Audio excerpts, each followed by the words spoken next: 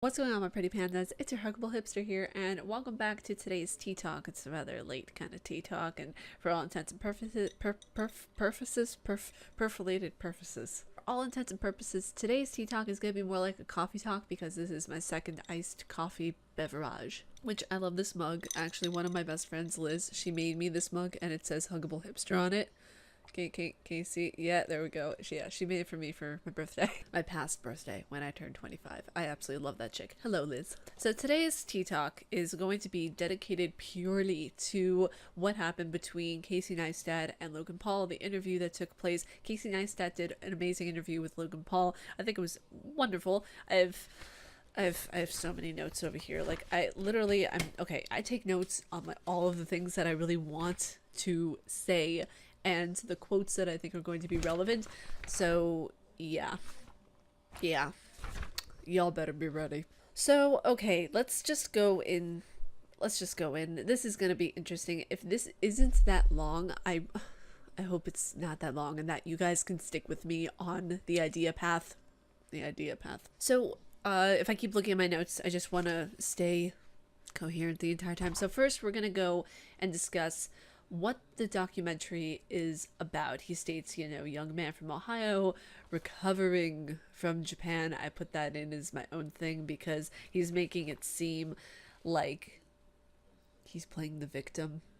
That's just how I felt the entire time. From start to finish, from point A to point B, you see this entire victim playing card, and I'm just like, what the hell are you doing, dude? You go from one point about talking from a documentary to how you're a vegan. Okay, interesting. Casey Neistat asked some really interesting in-depth questions, and it wasn't about the fact of, oh, I'm just going to do this because Logan Paul is a trending topic right now. No, he really asked some really awesome questions that I was really intrigued by, and I wrote down that he was using Logan Paul in the third person, like when he was talking about the brand of Logan Paul, like we're talking about the brand of Logan Paul, like we're talking about Logan Paul, like what does Logan Paul want, what does Logan Paul want for his life.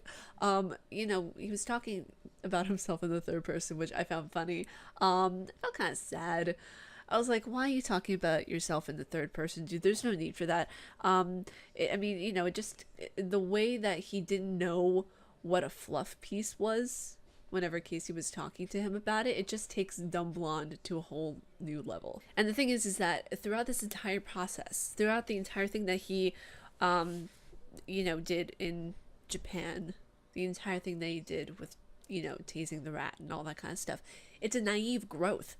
It's a total naive growth whenever you think about him as a person and what he's actually accomplished. He's made millions for doing nothing. And it's one of those things where I promised that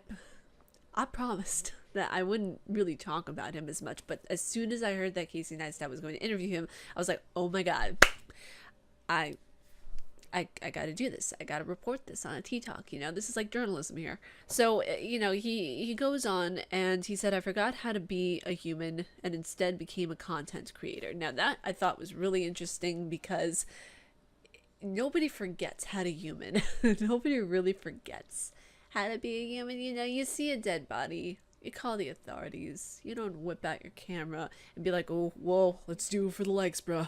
Nobody does that. Nobody who has a strong mental wherewithal would have even the stupid intellect to go and do that. I find that miraculously stupid. And I understand how the views, the cloud, everything like that, it can get a lot and you can just crave it. You just want more, until you kind of are like exploding at the seams. You have to create content. It has to be on time. It has to be daily. Like when you're a daily vlogger, I understand like that must be so incredibly not only time consuming, but just so much work to put out new relevant things constantly. Let's not make excuses for Sir Logan Paul. Let's just remember at the core who he is, but also keep in mind of the job that he has too. Without making excuses, because I'm not giving that asshole any leeway into any excuse whatsoever for anything that he ever did. Because you gotta understand that he went into what he did with not only with Japan, but with everything that he's ever done, knowing full and well what he was doing. So take that into consideration. Don't be manipulated by the words that he says. It's very important for my younger viewers to remember. Do not be manipulated. Very big thing to take into consideration. The entire thought that went through my head the entire time was, does he think that he's the victim throughout this entire thing? And Caesy Neistat stated that before you can tell a redemption story, there has to be some sort of redemption, and there was none. What did he do to make up for Japan? Oh, he put out this, what I thought was a good video. You know, I got a lot of crap for telling my friends, oh, you know, I like the video that actually Logan Paul did put out about the entire telling of other people's stories, suicide victims and everything. There was one gentleman who I'm sorry, I forget his name, who tried and actually did jump from the Golden Gate Bridge. And he lived to tell the tale about it. And that interview, that's what he should have been promoting if he wanted to promote this anti-suicide, this anti, you know, negative connotation that you can't go to anybody if you have a mental health disorder. Like, that's the video that he put out after everything that happened with Japan was what was supposed to be. You know, that's what should have been out instead of that whole mess that he did. And in one part I thought was interesting, I have to point this out, and this is a big thing that kind of just made me hate him even more. And I say hate so easily, but dislike, because hate's a very strong word, so we're gonna go with dislike for right now. He really does something to piss me off. He compares himself to Caesy in one part of the vlog. I'm sure you guys have seen it by now. That he compares himself to Caesy Neistat, you know, where, oh, you know, he was saying like you and I have like it's like the coming from the same kind of cloth kind of deal, you know, where he was saying I do videos and like you do it with like the same purpose and all that kind of stuff. And it's like, you were a Viner before you even stepped foot into the YouTube universe that has welcomed you with open arms, and you basically crapped all over it. Almost, I don't know what even word to use, because in that comparison, you're comparing yourself to a legend. I mean, you know, you're comparing yourself to someone who worked their freaking butt off to be able to do what they're doing now. What did you do, Logan, to deserve the same title as Caesy Neistat? Like, really nothing, honestly. And if you did earn it, what you did in Japan completely voided everything you did. Speaking as someone who has depression, I do not forgive what he did. Just to make that even more clear, if it wasn't that clear before. We're gonna go into next, where you know, in reference to the documentary, people have wanted to make this a story. I found that when he said people have been wanting to make this a story, people want to make this a story kind of thing, talking high and mighty, when we don't care.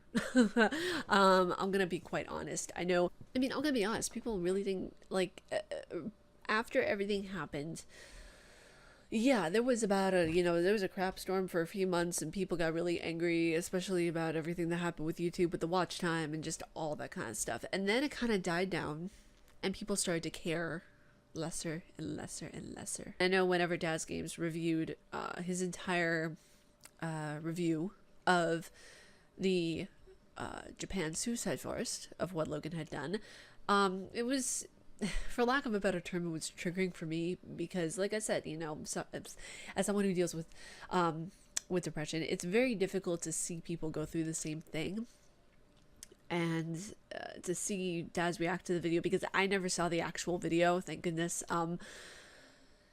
It's just shocking to me that he's getting all this notoriety, doing a boxing match with KSI, who I don't really care for KSI that much. Just being honest, not, you know, trying to throw shade or anything like that. I mean, I just feel like to say that, you know, people have wanted to make this story, nobody cares enough. Like, what people are you talking about who wanted to make this story, this grand story about you, Logan? Which people are you talking about? I also found it interesting that he said that he was making a conscious decision to be the villain whenever he was tasing the rat. And I was like, that's such a childish approach. It's not only childish, it's kind of a very unformed and ill-formed brain, because whenever you're thinking about everything that you did, you contradicted yourself left and right inside the video that you were doing with Caesy Neistat. Not just with Caesy Neistat, but all the actions that you put before us to help convince us to be on your side, it did nothing for you whenever you took the complete 360 approach and then did that and tased the rat and said, well, I'm just going to take this entire villain-esque approach. Okay, cool.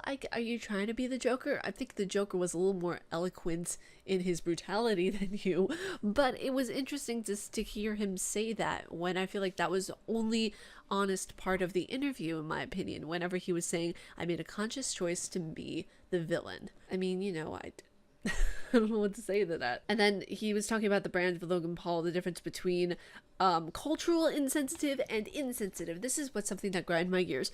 That's just insensitive, honey. There's really not a difference between culturally insensitive and insensitive. I feel like he was trying to sound smart. You can't sound smart when you're digging yourself 6 feet under. You want to be insensitive, you're just insensitive. You're not culturally insensitive, you're not bisensitive, you're not racially insensitive, you're just insensitive. Also, the next point that I want to bring up that's on here, why'd you bring up being a vegan, dude? And then I thought, okay, I thought back to my psych days, my med class days and everything like that. And I'm thinking to myself, and I wrote this down, he's twitchy and contradicts himself left and right. I was wondering throughout the entire thing if he was on meds, honestly. And then I also wrote down understanding the mental state, where it's create, never thinking about how this could impact millions of people. Like I said earlier, it takes a special kind of person to put out the content that he does, not even like just completely overlooking the entire situation, the entire way that it could have a repercussion on not just you but millions of people, because he has millions of followers, guys. Don't be fooled by the blonde hair, don't be fooled by the cool aftershave, the maverick lifestyle. Don't be fooled by any of it, because it's a facade. It really is. And the other thing, going back to the culturally insensitive versus just insensitive, I found it so childish how he was arguing with Caesy, and he was like, but there's a difference, there's a difference. I'm like, dude, just this area, this hole right over here in your face, just do that, just please, just for a little bit, save yourself if you want to redeem anything. And I also thought that, okay, the boxing fight, childish, taking his mind away from being an adult. Like he says, my life is a story about someone who is winning. Please. Do you know how many people would love to go to Japan, and you just went on a plane and you were like, oh, I'm gonna go to Japan, and you could have done a documentary, you could have done something really awesome with going to the Gokigahara forest in Mount Fuji, Japan. You could have done something awesome with that, and you crapped all over it. So do I think the documentary is a big waste of your time? Abso-freaking-lutely. Caesy and Logan were civil with one another. They were civil, and I know they were friends for a while. So Caesy put himself in a very difficult predicament where he was forced to be unbiased with someone he has known for years. And that takes a lot of mental strength to do, and I really appreciate and respect what Caesy Neistat has done with this interview. I'll be honest, regardless of whether he has a million, a bajillion, whatever amount of subscribers, this documentary is a very poor excuse at an attempt for a redemption story. It's a very poor excuse. If you really want to do something, get off of YouTube for a little bit, man. Get off of YouTube for a bit. Clear your head. Go to a few conferences. Do some meditation. Find your center and not kill so many rats. And then maybe you have a fighting chance of doing some good. And honestly, side note, whenever you were talking about your girlfriend, I had the thought in my back of my mind. I was like, oh God, poor girl. Oh gosh, it's like that one friend who you keep warning and warning and warning not to do something stupid, and they keep doing stupid things repetitively. But yeah, that was the tea talk. I hope you guys enjoyed it. I hope you guys got some information out of it. It's been interesting tea talk. to say the least. I did a lot of prep work for this, did a lot of notes, did a lot of just everything to make sure that I was getting things accurate. I don't want to leave you guys in the dark with anything. I always want to update you guys to the best of my knowledge and to the best of my capabilities. And last but not least, our Korean word of the day. And our Korean word of the day is 안녕히 주무세요. 안녕히 주무세요 means good night. So also, wait, I have something to show you guys. I have something awesome to show you guys. I probably should have done an unboxing of this, but I just didn't have the time and I wanted to open it with my dad.